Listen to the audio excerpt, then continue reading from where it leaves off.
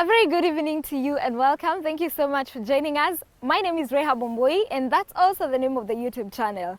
Now this September, I happened to participate in a top story competition challenge that brings together university students from all universities around the country to compete in an investigative journalism challenge. Now today, I get the privilege and honor to speak to the principal, Joseph Warungu, to give us insights on reporting and interviews. My name is Joseph Warungu. I'm the executive producer of Top Story, which is a national mentorship program for young journalists. I'm also a media and communication trainer and a journalist. So I write, I broadcast, and that's what I do. His career in the media industry started at KBC, where he worked as a radio broadcaster volunteer in 1985. Ever since, Warungu has worked at local and international media, among them KTN and BBC. Alila, where the remains of Dr. Ouko were discovered mid-February this year. It is with this vast experience that Warungu is a respected media personality and trainer.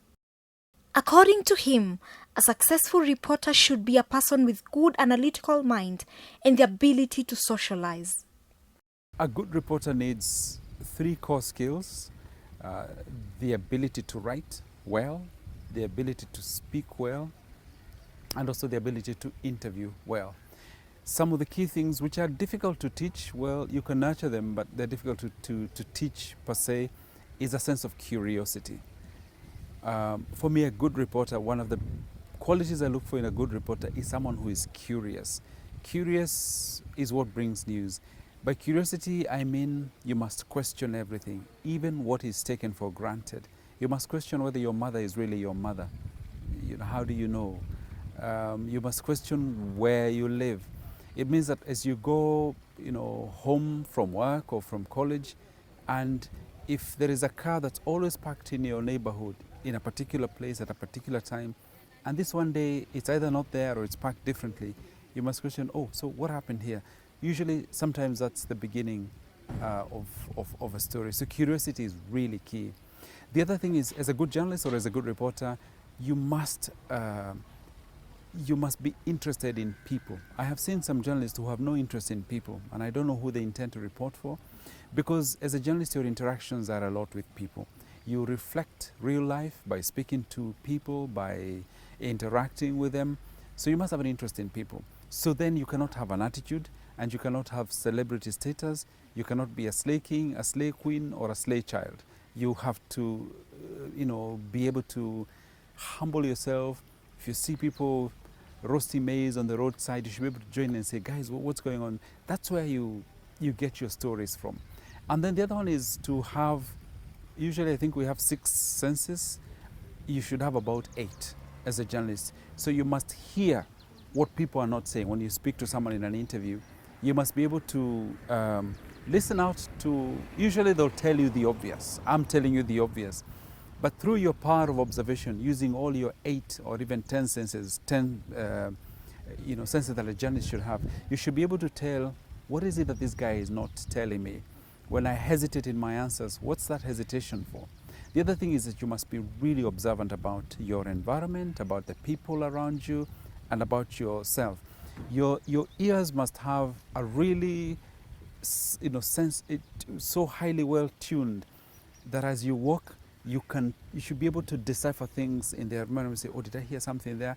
And walk back. I do that sometimes even now as a journalist. I'll be walking through a shopping mall and I hear a very interesting conversation. I'll go back to that stall and I start looking at a trouser or something, but I'm not doing that.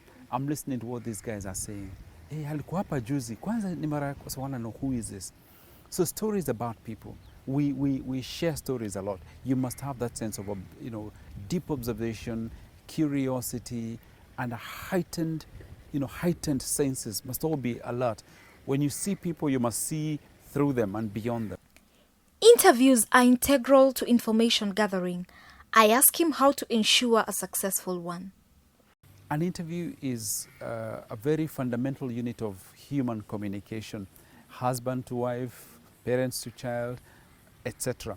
Now, the difference between that and a broadcast interview is simply because in broadcasting now, we do an interview with an aim. And usually you should only have one aim in an interview. So for example, I don't know, you want to speak to me about my life. What about my life? My childhood? What about my childhood? Pin it down to the very tiniest angle. That's where you start from. And then a good interview comes to life and is successful when you listen. You listen to what this person is saying. I've seen a lot of journalists who approach a source with a list of questions. And so you're not listening, you're just following. Has he answered 1, 2, 3? Oh, he skipped number 4. Let me go back to that. It is when you listen that you're able to clarify things, that you're able to pick out. Sometimes you go there with one aim in mind, but from what this person is telling you, say, oh, you know what?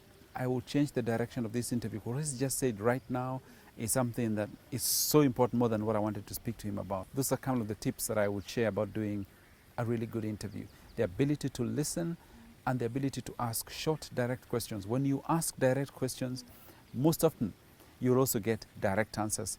If you ask a roundabout question, a question with a preamble, people will also come back to you with a lot of information and leave you really lost. As a trainer, he shares his views on how the Season 3 contestants conducted themselves while compiling stories during the challenge. The thing that has surprised me about this Top Story Season 3 bootcamp and the stories that the students have done is the inability to recognize a story when a story is standing and staring you in the face. People read a brief. I'm supposed to go to Likoni Ferry and find out how it works. And then you're there speaking to the first woman pilot of a ferry, and you don't even see that. Your mind is just like waiting for figures and numbers. And for me, oh, hang on a minute, this is the first person, the first woman to be able to become a pilot. There is a story here. Why don't I use her to tell the story? So people never see a story that is staring them in the face, and it's usually quite frustrating. Other times is to take everything that you're given as the truth, as the gospel truth, and it's not. You must question. When someone says the ferry transports 3,000 people daily, where is that coming from? How do we know it's 3,000 and not 300? And then some things, when people give you some figures which don't make sense, like if someone says, oh, you know, we carry about 500,000 people. Imagine what 500,000, what is 500,000? If you were just to put them in buses, how many buses would it take to fill? And you want to tell me those guys can all fit into a ferry or in 2 trips of a ferry? The fact that we see a ferry overcrowded or has a lot of people, it doesn't mean that there are thousands of people. When did you count them? What is the capacity? What would it take for this ferry to sink? What load can it take? So you must question the experts, everybody. And I go back to my point about questioning everyone who gives facts, including your own parents. I was born in a village in Kiambu County called Dumberi, and that's where I grew up. So I am a very proud, ambassador of that village. And one day I interviewed my mom, and I actually said, wait a minute, what day? And to my shock and horror, by pushing her in an investigative way, only for her to tell me, do you know you were actually not born in Dumberi? I hear you saying these things. And I said, what do you mean? This is my own mother. He said, no, you were born at a place near River Road. But because of pushing and clarifying and verifying, then you get to the truth. Some people have risen. They're saying traditional media is dying. What is your take? Is it dead? Not as yet, but they're saying it's dying. It's dying. I don't look to Africa. I look to America, and I look to, in the UK, in the US, you still have massive television audiences. How do you explain the rise of Netflix? It's stuff you watch on your screen, sometimes on TV. Traditional media is evolving. I'm not too sure that it's going. There is still a market out there for mass audiences. The trick is, how do you use the platform that you have to personalize your content to serve individual or particular markets? That's what's happening. What though, the danger that we have at the moment, especially with news in Kenya, for example, is that it has never changed. How we tell it, how we report it. So we were so used to appointment viewing. Appointment viewing means that at 7 p.m. I want to be seated next to a TV to watch the Swahili Bulletin or the 9 p.m. But now the viewer is portable. He's on the move. By the time you're sitting down to tell him this is what has happened today, he knows it. So for a lot of people, organizations which are innovative, they have moved from what we call a bulletin of record to giving you meaning. We know you've watched these clips. We know you saw what happened to the minister, how he was embarrassed at this function. Now we bring you the character who took those pictures. We bring you the reaction of this person. So the job of a television news bulletin becomes to verify, to confirm it was true, to move the story forward, and to use its power of gathering a lot of data together, which as an individual you can't, to, you know, like we can give you national reactions, whereas maybe a blogger may only have captured one element of it. That's where we're stuck. With the rise in the digital era, Warungu advises the present journalist to uphold and maintain the basics of telling a story, whether on mainstream or digital platforms. When we say we're in a digital era, there's one thing that doesn't change. A story does not change. A story is a story. There will always be stories in our lives, and those stories will only have one way of telling them. The structure will always be, the story has a beginning, a middle, and an end, and some stuff in between. Hollywood movies since the 1920s, or whenever we started doing those kind of pictures, that has been the format. In the digital age, if you watch Lion King 3, Lion King, whatever it is, there will always be a story that has a beginning, an end, and a middle. There will always be a story that creates conflicts between characters, creates certain tensions, resolves that drama. That will never change. So the format or the platforms that we use, those ones may change, but the principles of storytelling does not change. You just need to adopt it to whatever method. Our great-grandparents, way back hundreds of years, told stories by the fireside. That concept has not changed. They had an audience. That audience used to be interactive. You know, children, like they would say, "Paukwa, pakawa." That is interactivity right there. That's tweet, you know, tweeting taking place and exchanges. Now we do it in a digital format. So for me, that doesn't change. So the platform is a by the way, and it will be Facebook today. It will be something else tomorrow. We'll use our small mobile screens. They're now developing stuff that you can use your hand as the screen of, you know, whatever you're consuming, you know, of your media or media content. Where the disconnect is, though, is that we have in our colleges and universities, we're stuck with traditional methods of teaching.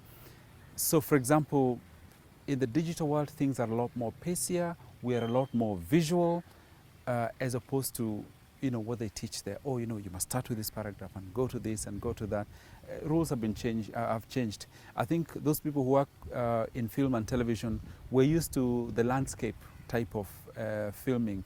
Now, everybody, because of, you know, the use of using their cameras or their mobile phones in a portrait position, that is becoming the norm, like Instagram. But does that change the photo that you take? No, it doesn't matter how many pixels or whatever it is. You will still have an image that has to fit in there through certain ways of framing. So the principles that will remain, we should ignore the platform and focus more on, okay, so this is my story. How does it work best on Facebook? How do I adopt it for Instagram? How do I adopt it for... So it should be what we call a 360 commissioning. I'm going out into the field to do this package. On radio, it will be just a 2.5 package that is driven by sound. On TV, I'm gonna let the pictures tell the story. But actually, I also want to do it as a multimedia format. So I'll have paragraphs which, as you scroll up, you know, images blend in, but the story is a story and it doesn't change.